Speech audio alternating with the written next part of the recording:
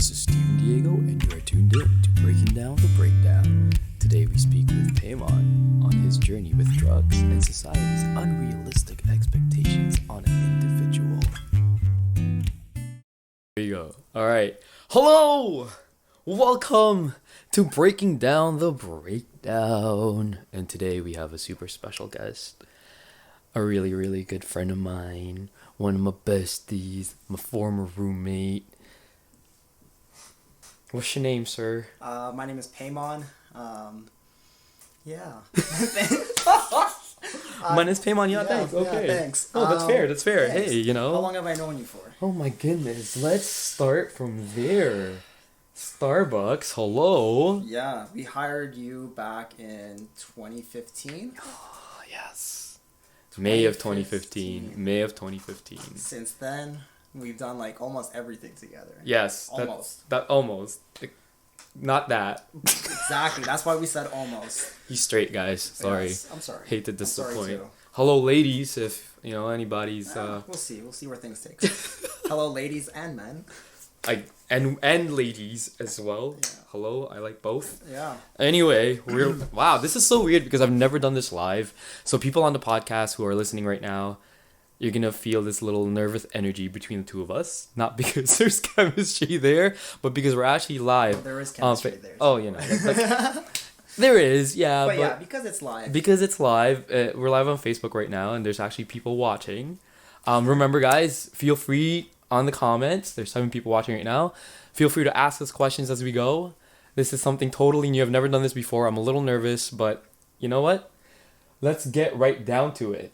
Let's do it. All right. So P and I lived together for almost a year, right? April to April-ish. Unfortunately, oh my God, Nikki, hello. Stay tuned, Nikki. If you have a question for us, totally ask it. Unfortunately, Paimon wasn't here when I broke. No. Well, I mean, he was here when I broke the other times. Not, nothing to do with the drugs or anything. But Paimon has played such a pivotal role in my later years. It's actually really, it's nice. It's great. I love having you around. It's weird because I don't form these kinds of relationships with people a lot. Like, I'm super friendly. Everybody knows that. I have a lot of friends, but it's rare for me to actually be able to, I don't know, it's like you can just walk in and out of my life and it's okay. And I hate doing that. And unfortunately, I do that a lot. It's not a bad thing, I'm just saying. No, I know, but I also love that I can drop by and things will be just like how it was. Yeah. What, the last time I saw you was your birthday. Yeah, this was months ago. Back in July. Yeah. And like, what is it, November? So it's been, how many months? It's been like over 4 months now. Oh, shit. Yeah, that's a long time. Sorry, but No, I like how like before the video even started, we caught up on like a lot and we talked about what we were going to talk about. Which I wish I caught on. Yeah, it's okay, but that's what I like about it. I like how like we were able to discuss our feelings, and I'm sure we're going to say things now that we didn't say before, and it's still going to sound amazing. And I hope people take, our experiences to heart, and maybe it can help them through this. Exactly. And you know what? This is why you're on this show. So usually we discuss a lot of, well, I mean, we are still going to discuss like mental health issues and the likes, but honestly, the platform for the show, I really want to open it up towards topics that actually affects the person, the individual themselves. It doesn't have to affect your mental health. You can talk about your financial stuff. You can talk about your career stuff, right? I mean, at the end of the day, they all affect your mental health, yeah. Right? In some ways. But what I want to do on the show is really focus on the person. Because I know that there's somebody out there that's going through the same stuff as you. There may only be 2 of you that's going through that same stuff. But, everybody is unique in their own way. Absolutely. But at the same time, not really, Yeah, no, you're right. Everyone's different. Everyone goes through different things in life, but people collectively go through similar situations. And there are similar experiences in life. Even though everyone lives their own specific life, absolutely. What you and I go through might be different, but there will be an instance where we both go through the same things together. And I think It's nice that we're able to share this. And I love what you've done with this, by the way. I'm very proud of you that you're able to open up and speak about this. It really makes me happy to see you speaking through your problems, because like I sometimes wish I could do that too, and I feel like in some ways that I am doing it, and I'm glad you have me on this here because I can talk about myself. I feel comfortable beside you talking about these things. So yeah, thanks for having me. No, and thanks for having this. Any really, freaking time. All right, well, let's get right down to it. Also, we miss you, Nikki. Yeah. Wish you were here. You know what, Nikki? You need to be on the show because you gotta make us some food. You should be like the resident chef. But that sounds bad. It's like we're just bribing you for that. Okay, but let's get right down to it. Usually I ask people a set of questions pertaining to their mental health, but Paymon today actually came here because there is a topic that he would love to share with you guys. So, P, in the past few, I would say months, right? Was it months? I'd say 2 months. Wow, so very recent. Very recent. What is it that kind of shifted things for you? What did you do? Well, let's start off by saying I drink, I smoke, on and off with cigarettes, on and off with weed, and I do use it more nowadays than I have in the past. In fact, the last 2-3 months, I've used it more than any time in my life. I feel like it helps me calm down and stay grounded. Right. It's something that I don't abuse, but I do use. What? I don't feel like it controls me. In fact, Right. I haven't done it in 2 weeks. Like cigarettes or weed? Weed. Okay, yeah. So I don't feel like it controls me. Rather, I can control when I use it. I've never felt like I needed to reach for it and use it at any time in my life. I've also never felt like it has altered me in a way. But also, a couple months ago, 2 months ago now, I went on a special trip with a couple of my buddies. We went out west, and I experienced a couple things, psychedelics and psychedelics. Okay, all right. Do you want to... What? You don't have to disclose what you did, actually. You know what? That's silly of me. LOL. I'm not an op. I swear to God. I'm not it's okay. Like I used it, and I experienced it. I like to experience things in life, and I like to travel. I like to do things. I like to try things. I like to eat a lot of different foods. I like to explore because why not? I have this one life guaranteed on this planet, so I just want to see what there is. So I try things out. I tried my best not to have anything control me. Everything I do, I try to do in moderation. I try to do as safely as possible. I research things, and I like to remind myself that it is just an experience, and it's not something for me to come back to do. Okay. Wow, that's something new. I never thought. I'm just trying to be responsible because these things are it's a high risk type of substance, right? For a lot of these, there's a lot of drug abusers out there, a lot of drug addicts out there. I would never want to be one. I would never want to do that to the people I know and love. Of course. I would never want to put them through stuff like that. That's why I know, like, if I'm trying something, I can try it. If it makes me happy, I gotta understand that it's not something I can regularly do. It really does destroy lives. That being said, what I took was Molly. Okay, yeah, very common. MDMA. It's a type of ecstasy. I tried it on 4 occasions on this trip because that is the amount that I had. I did it with a couple people as well. What did I experience with it? A lot of things, and you know what's the most messed up part is I remember those experiences on it. It's not like alcohol where you can black out and forget what you've done the night before. It's very vivid experiences. And Michaela, hello. Hey. If you have any questions for us, feel free. Feel free to leave us some questions down below. Michaela's actually going to do this with me on Thursday. Nice. Maybe not live. I don't know how she feels about doing it live, but she is doing this. Okay, right back down to it. So, you remember what I experienced on those things, what I saw, what I heard, I smelled, everything. And the experience was surreal. And I'm still in shock as to like what it made me go through. But at the same time, coming back down from it, it boosts up your serotonin, right? It's the happy drug, so it makes you super happy, and it takes up all your, I think, serotonin or dopamine, one of the two. It really takes all of that energy, that chemical inside of you, and it takes it to the maximum level. So whatever you were supposed to be happy with for a full week, It uses it up in those couple hours. Right. And when you crash, you have none of that left in you. So when I came back from my road trip, not only was I bummed out that, my little Trip experiences is over, Yeah. but also I was feeling mad depression. Oh. And I knew it, but that's the thing, I knew about it. Right. A lot of people that have taken it have told me, personally, people I know, they've told me that you're going to feel like shit, sorry to swear, but you're going to feel like shit it's through fine. it, like the week afterwards. And the thing is, I felt like shit not just for a week, but I still kind of feel it from time to time. And I know specifically because of the drug.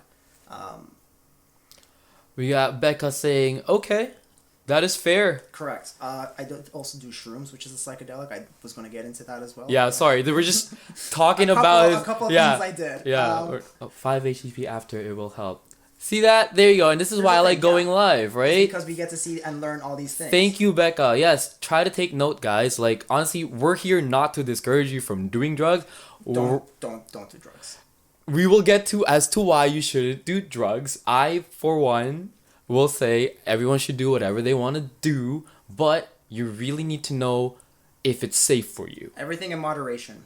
That too. But also not everything. Yeah. You shouldn't always try everything. And again, I will get to that. There's connections as to people. There are certain people who shouldn't try it, and there's people who, you know what, go ahead and fucking try it. But we'll get to that afterwards. But let's get right down to it. Yeah. But yeah, going back to it, I felt depression because, like I said, it boosts up all your dopamine, gets rid of it. So I felt like shit. I felt like ass. I was back at work. I wasn't smiling. I wasn't happy. It was just terrible. Like everything I was going through, I felt so depressed. And I've had like similar parts of depression back in my life a couple years ago, but this was like the worst 3 weeks of my life, specifically 3 weeks of my life that I went through. So that's why I did use more weed during this time, because I know that calms me down. It brings me back grounded and know that it's just in my head and this is part of it. And little by little, I was playing soccer with my friends, trying to build back that dopamine into my system so that I can maybe start feeling like myself. Today, I'm still not feeling like myself 100%, but I would say I'm probably 98% of who I used to be. That's really good. Yeah. Okay. But I still know that there are still things inside of me in there. For example, like I chew gum a lot because I grind my teeth when you're on that drug. So I still have to chew gum because I feel myself really clenching my jaws. It's kind of like you're super tense. Super tense, so it brings, like, it stresses you out. Of course. It's okay. It was just a terrible feeling coming back down from that high. And there are some people that really crash. Yes. You know?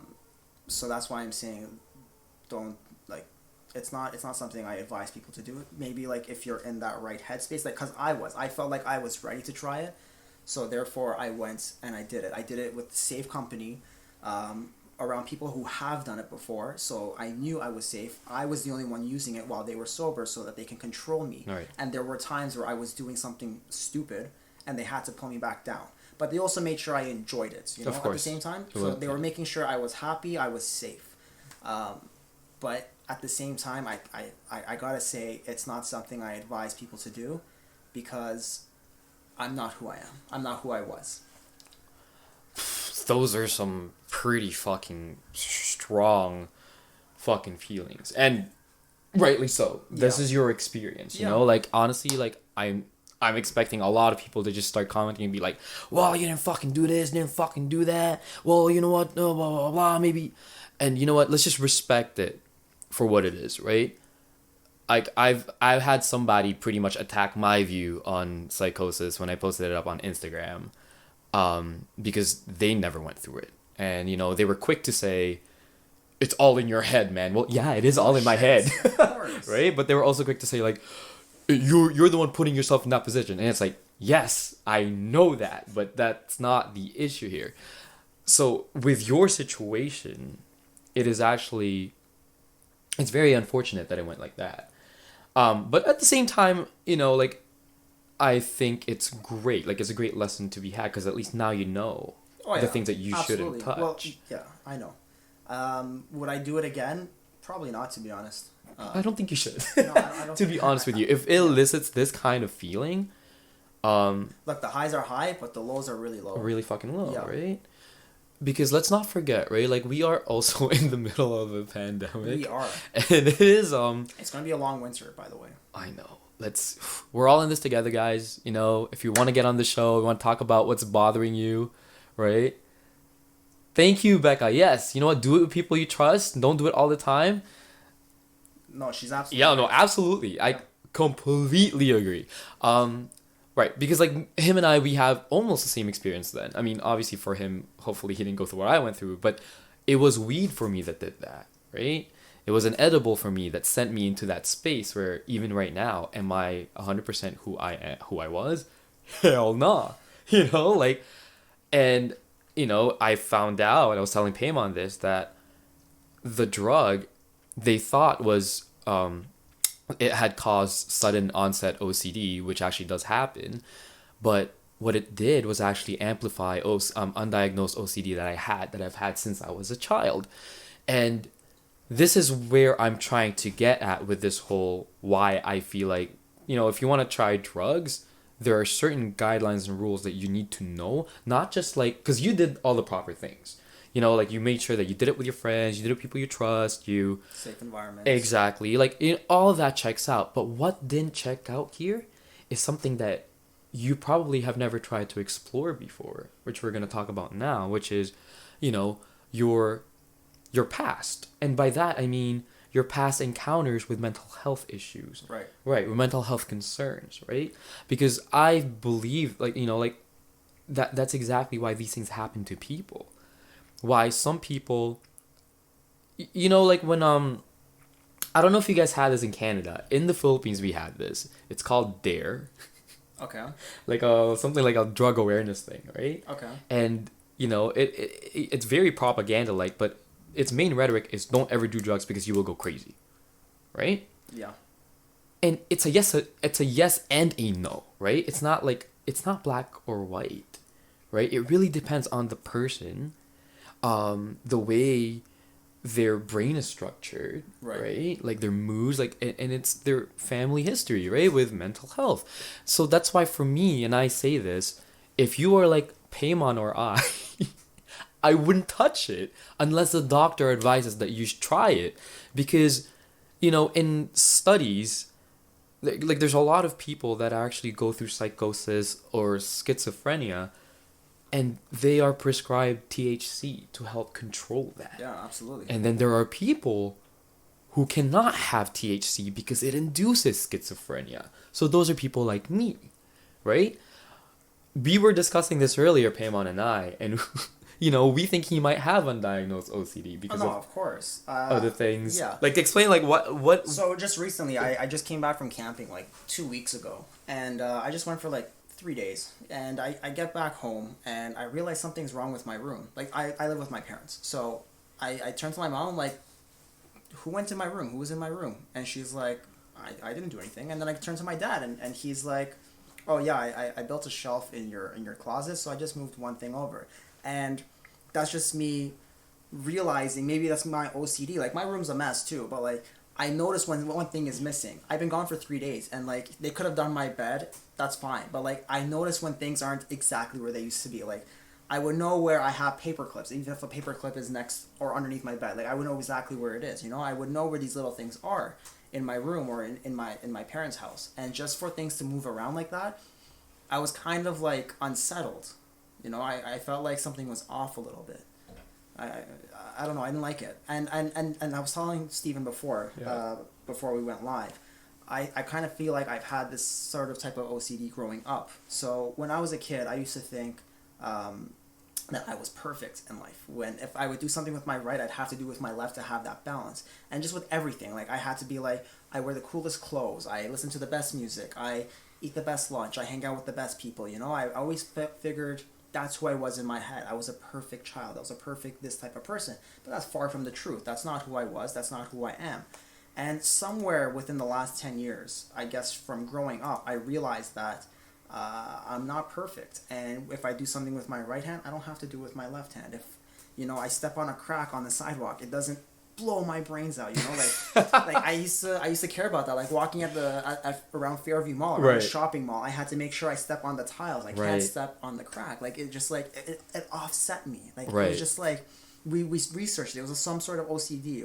It's like because there's different dimensions of OCD, right? Yeah. So this is more within like the symmetrical side of exactly. it, like, and I hated that. I hate that so much. So right now I'm a lot more calm, where I don't freak out about like things not being balanced or symmetrical, because that's not what nature or life kind of is, you know, like it's not like that. There are some things in nature that are symmetrical, there are some things specifically like that, but we as people are not perfect. We're fine. We'll be okay. You know, even at Starbucks. Sorry to interrupt. Yeah, no. Starbucks, like when I was your supervisor, I was so like OCD of like we have to do things this way, that way. Like we gotta do things. This is actually really true. Like every night that we closed, there would always be a certain time that we had to do something. Yeah. And for me, I was just kind of like, this is how it is. Like, is this how Starbucks is supposed to be? At the beginning, I was like that too, but then like it made sense to me at some point, and then I followed it religiously at one. So that's why you implement that shit. Yeah. Like, bro, it's like, yo, can I do this now? No, not yet. I'm like, what the fuck? Like, bro.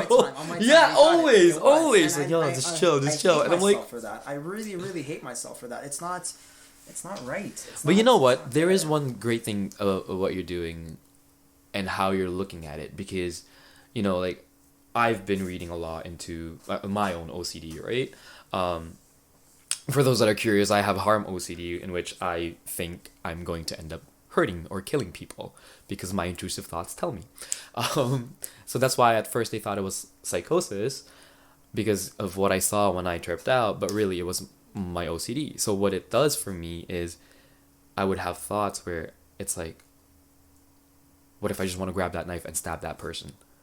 And then I start going into this, no, like, I don't want to do that, right? And then it's like, okay, in order for me to make sure I don't do that, I have to make sure I'm either alone or get my book, start reading the chapters on why I won't do it, start writing on my journal, and each entry on my journal with a mantra that says, I'm compassionate, I'm nice, I love people, I love things, I love God. And that went on for 6 months of my life. Did it help you though? No. It helped me for 5 minutes. Yeah. And then it would go back to it, right? But with what I'm reading now, you know, like I'm doing a lot of like self stuff, or like my CBT. I mean, my therapist is amazing. My psychotherapist is amazing. But one thing that I'm doing on my own is really figuring out how OCD works. And it's exactly what you said. You stop caring. That's when things start to fall into place. And that's exactly what's happening. So I'm hoping it's happening for me now, because it's only been like 2 weeks that I've been doing this whole, you know, like I don't care. Yeah. You know? But it seems to work. It's like what you said, right? You stop caring, you stop wanting having to do things with your left and right hand at the same time, right? Yeah. Like, so it's stuff like that. So I feel like you inadvertently just kind of like realize what you need to do for your own Well, I still OCD. realize it. I still understand. Like when I walking up the shopping mall, I'm still stepping on the crack. It's still in my head. It's still in your head though, that, right? Like I'm stepping on it, but like it doesn't bother. It doesn't bother you That's, anymore. That's the difference. There but you I go. do realize it. Right, and that's the thing. So I feel like that not You're feel still like having those thoughts. this is exactly what treatment looks like. So this is what they say when they told me that OCD will always be a forever thing. Okay. Right? The difference is that, are you going to let it affect your life? Exactly. Control you, or are you going to control it? Exactly. So it's I like almost that. like now that it's just kind of like, okay, well, I know it, right? I like that.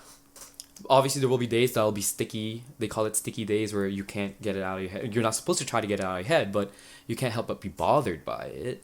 And I like that because it shows you're not perfect as a person. Exactly. And that's fine. And it's okay, right? Like nobody is. is. That's what's fine. And and like I said, that's why I love that you're doing this, is because you're able to explore those ideas. And I probably haven't had this conversation with anyone. I don't really feel that comfortable expressing myself this way. I don't like to show people my weak sides, but recently I also do small little videos on my Instagram live, right? Where I talk about motivating people. I talk about things that I'm going through, and it's okay. Like it helps doing this. It helps. I'm not doing this for others. I'm hoping others take the positive out of this, but it's more like you're doing it for yourself, right? And that you're able to do this without I don't know, any negativity. There's so much positivity around here. Like I said before, I like the lighting. I like the smell that's coming out of this this little thing over It's here. a I love the sage. smell. Can you see it? It's a sage diffuser. Thank you, Cece.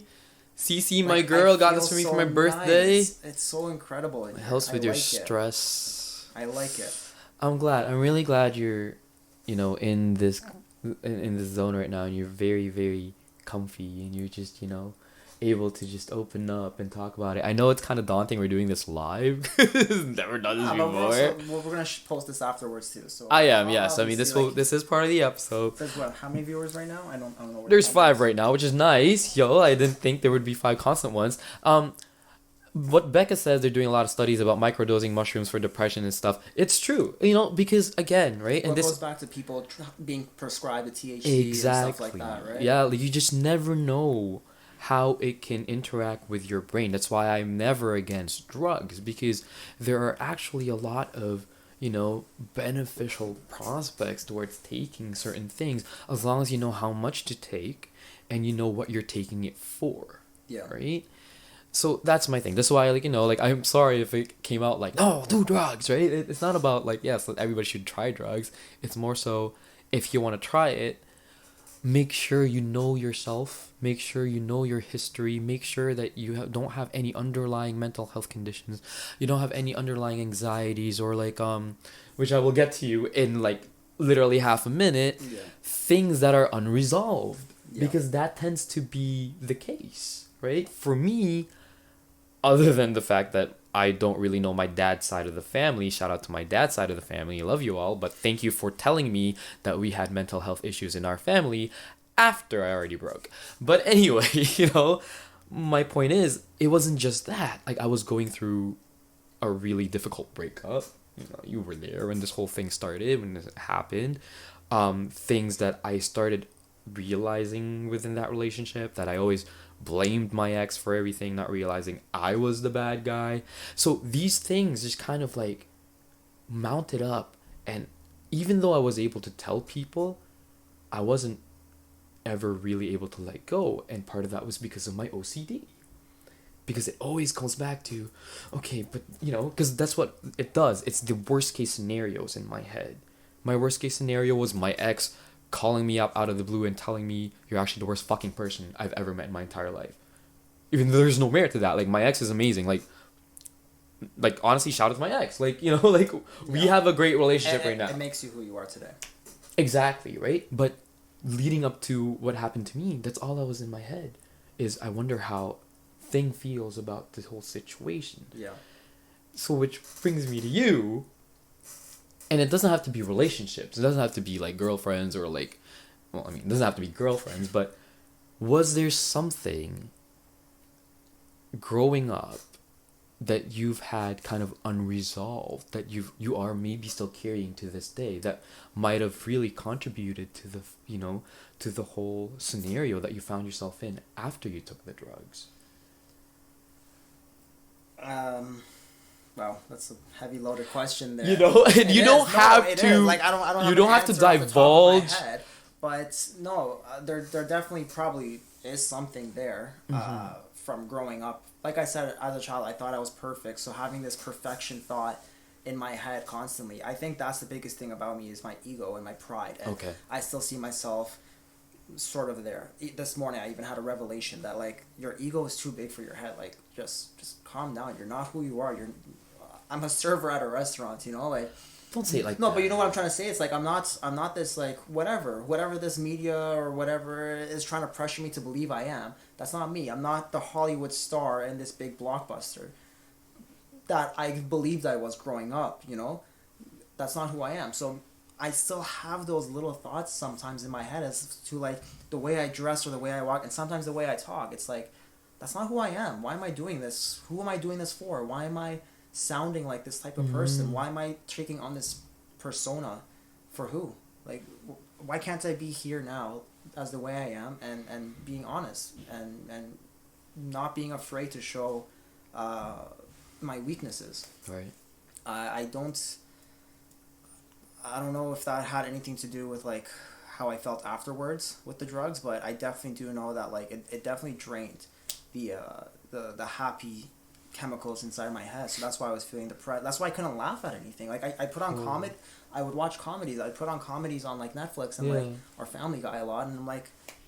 You're like nothing. Just like nothing, not at all. Like I said, at work, I wasn't even smiling. Like it's part of my job to like. Yeah, you're always very customer like. Service, you gotta smile.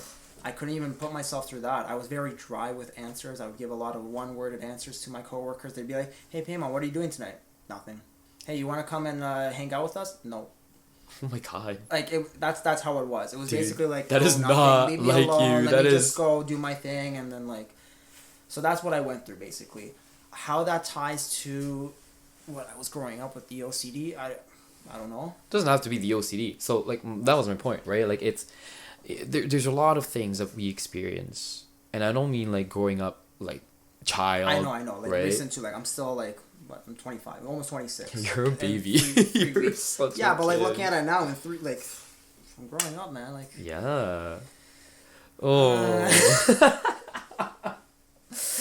Yikes. God, wait. Are you actually you're only 25? 26 now. Well, like in 3 weeks.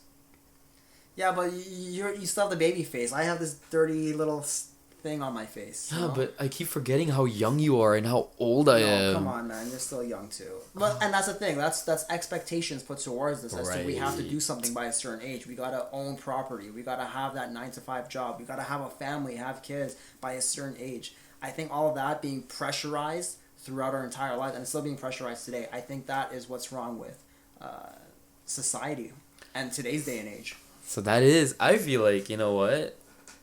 I know that's like a little off topic. Nothing is ever off topic. I don't want you to feel like things are off topic. Like this is actually perfect because may I just say this, and you can expand on this if you'd like.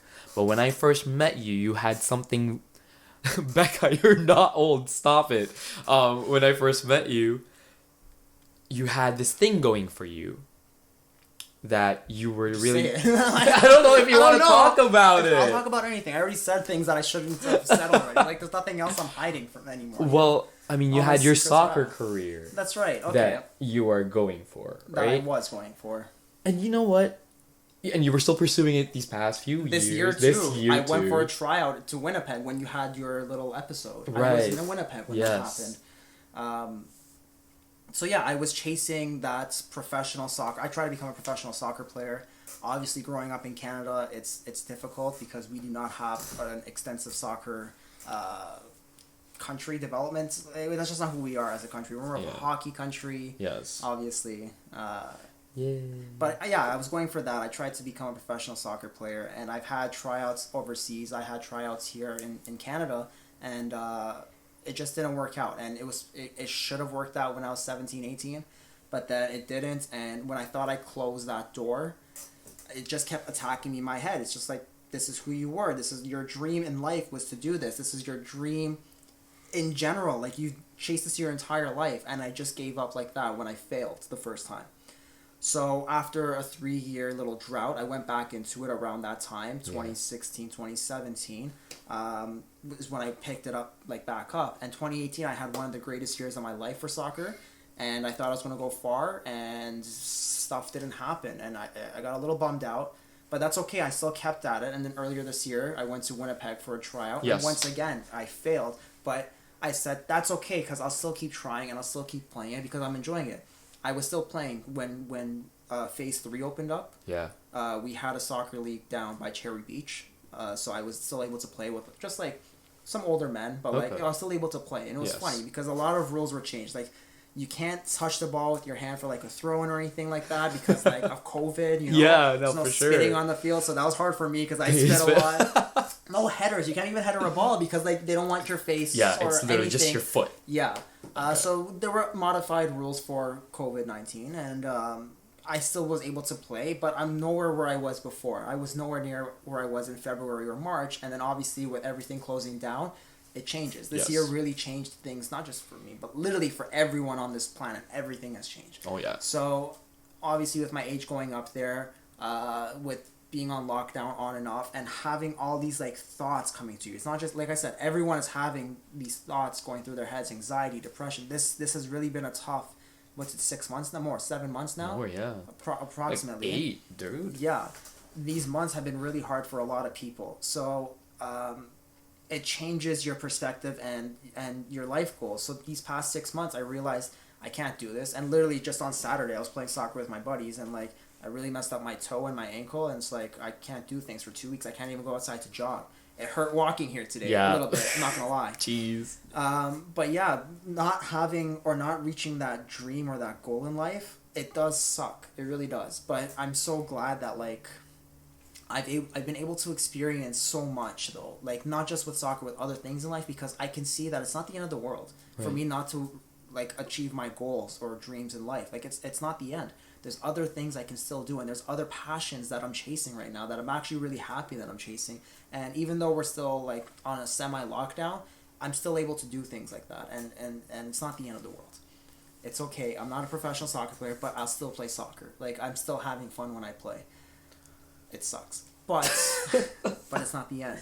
But you know, I have to do this, and I always do this when somebody, a guest on the show, makes a revelation, something or shares something that they realize about themselves, because I feel like it comes full circle with your whole view on perfectionism. No, you're right. Absolutely. And it was great when you said, at first I was like, hold on, wait, like where's the confidence at, when you were like, I am not this person that, you know, like society makes me think I am. Like I am, you know, a person in a blockbuster movie that you know, because I know a lot of people, they tend to kind of, you know, to kind of boost you up. They let you know, like, no, like you are the star of your own show. You're this, you're that. And you are. Right, but this is where I was like, you're not the star of a Hollywood movie. No, but no, but that's unrealistic though. But my point is this, right? My point is, I thought it was beautiful the way you worded it, because when you said, I just want to be who I am. Yeah. And I don't want to have to try and, you know, almost as if you have to project what people want you to be, or what you think people want you to be, who you think people want you to be. You just want to start living as you know? And I thought that was fucking perfect, because it was like, I think it is the most satisfying end to a movie. With somebody, you know, with such high expectations, such high hopes, and you still have it. It's not that you've ever lost it. It's just that you're now a lot more grounded after everything you've been through, and realized, you know, like that was nice and anyone can aim for that, but what benefit is it going to bring me by trying to aim for that, and it's leaving me unhappy? So I thought that was great, and Thank I just you. thought, damn, like, yo, you were able to say that live with no script, like, holy. Thank you. No, thank you. I know I've spoken to you about this, because like when I moved in, it was at the end of one of my great years, and then you know, it just, like I said, it didn't work out. So Right. like I got kicked off the team, and then that bummed me out, and then I tried out for other things, but like you said, it didn't work out, and that's not the end. And I just want to be me. I want to play my soccer. I want to go travel. I want to see my friends. I want to be able to do all this without having to be pressurized by society or my parents. Not even my parents, but just like I just want to be pressurized to do stuff. Like that's Yeah, that's stupid. Man, that was whew. That was heavy. Yeah. I'm sorry I put you on the spot like that, Nah, but that's okay. Just like change this to hot seat. Like that's like the hot seat. honestly, right? Nah. No, but you know what? I do like, we are running. We're running low on time now. We are. This is gonna be the longest episode I've ever had. I'm so sorry. Don't be sorry. This is a new format. I get off topic. Hey, this is a new format. It's live. We're live. It's real. It's raw. You know, like no time to rehearse anything. Right. Not that I have to rehearse stuff with my other guests. You know, I literally get them on, and I try to regulate it. But there was just so much to unpack here. Sorry. No, don't ever be sorry. One thing I do want to ask though. Yes. Because I want to see if the experience after what you went through with the drugs is almost the same as what I went through. Were there things that proved to be a lot more insightful now, that if you never went on that trip, you wouldn't actually have realized? Oh, 100%. 100%. I do think the downfall has made me really grounded in terms that, like, I feel like I'm more. I see reality better now than I did before. I really do. I really feel like I'm in the present now, as before I kind of was I still am in La La Land, but like, for sure. but I definitely feel like I'm more grounded. I'm able to listen to things and take it at face value instead of like drifting off somewhere else. Right. I'm a lot more grounded now. I can focus slightly better, but like I said before too, like my thoughts are incomplete though. Like my sentences, as you could tell through watching this, I can't complete sentences. I've always stuttered a lot. I've always mumbled here and there. That's something I've always grown up with. Shout out to that, by the way, because that really messed up my psyche, you know. But definitely, I can't complete thoughts or sentences because of the episodes with the drugs. Do you feel? Let me interject for a second because I don't feel that at all, and I'm pretty sure the viewers that are watching right now or the people that are listening follow on. I don't think there has been a single time, maybe once or twice, but in the entire time we've talked, everything has been so cohesive. Everything has been complete.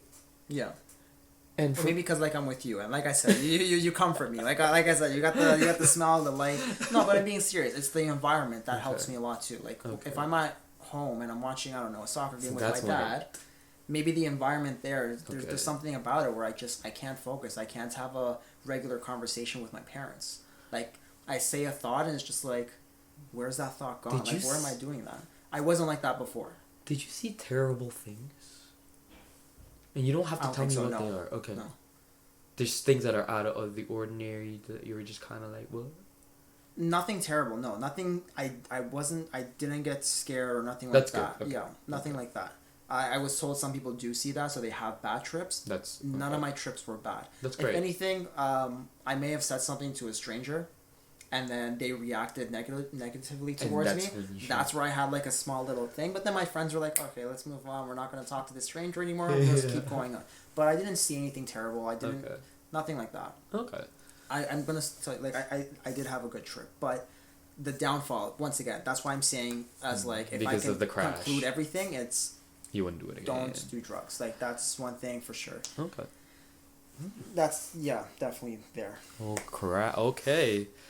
Well, I mean, you know, from what it seems like, you're a lot more mindful now, as my therapist would say. It's mindfulness when you're now hyper aware of almost everything, starting to understand. You know, like after my trip, I stopped killing insects because I realized they're fucking harmless as shit. What the fuck am I doing? Why am I wasting my time? Like, you see spiders crawling around here and I don't give a fuck. You see spiders crawling on me, I don't give a fuck. Like, it's not biting me, you know? Yeah. Whereas before, I'm like, oh my god, I'm gonna go kill it. If it does bite you, I mean, what's it gonna do? Exactly, it's just nothing. It's just, right?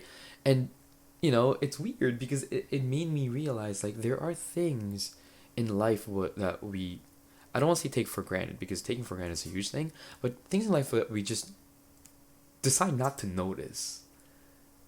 And once we pay attention to those things, it actually makes that much difference now that we know how to react to those things, now that we know how to not react to those things, right? Yeah. So honestly, I'm still with the do drugs only if you are, you know, like only if you get the go ahead, only if you make sure that you are mentally sound. Make sure, I know it's going to be a lot, but you know, this is going to be my rhetoric about that from now on. There are people who should never touch it. Ever. And then there are people who, I have a lot of you guys here. I'm part of a group actually who experience with it. All they do is psychedelics. Oh, they talk about psychedelics, and they are accomplished people. They're amazing. They are, you know, like they are amazing people. Well, there are differences from what I took to like what they were talking about psychedelics before. Yeah. There are natural occurring psychedelics such as mushrooms. I experienced it only like a couple times. Right. Those are natural things. They're testing it for depression. Like those are things that are actually maybe good for you, and it depends on the state of mind. Exactly. So if you're going through some sort of mental, I don't know, just there are some things that are good for you out there that they're testing. That's you know, doctors can't prescribe for you, but there are these other synthetic other substances that I've taken that I do not recommend. Right. Maybe people that take it as well. Those aren't really that good for you. Okay. Short term. Great, but like. Even even long definitely not long term. Okay. Thing. Yeah, you don't want to abuse. Right. I mean, that's always like alcohol. Yeah, I was gonna say even alcohol, right? Like for me, like, come on, it's me. We've come a long way. No more. I've been sober for 7 months now, so that's really good. Go. But anyway, okay, well, that's all we have time for today. I want to say thank you so much to Paimon. No problem. Guys, follow his Instagram. What is it? I'll leave it on the somewhere. It's my name and something. I don't know. I don't remember. Oh my god, we're trying to promote you here. That's okay. Anyways, honestly, I hope this episode has proven to be helpful for y'all. I know that this was mostly about Paimon and you don't even know who he is, but the important thing about this episode today is I hope you know somebody who is just like him. And I don't mean just somebody who went on a trip. I meant somebody who may have had OCD, may still have it, somebody who may have had high aspirations and maybe was feeling a little bummed out for not getting there. Somebody that shouldn't be as discouraged about things as they are right now. Somebody like P, because he has come a long way. And look at him now. Life's a journey. Exactly. I've come a long way. I've still got a long way to go. There you Same go. with you. So thank you so much. This has been Breaking Down the Breakdown with Steven Diego. Thank you so much, Facebook Live. Thank you so much, everybody else listening to this podcast. Good night. It's nighttime, right? Kinda. Yeah, it's 5. Dark Oh, outside, it's yeah. dark. Okay. Thank you. Bye-bye.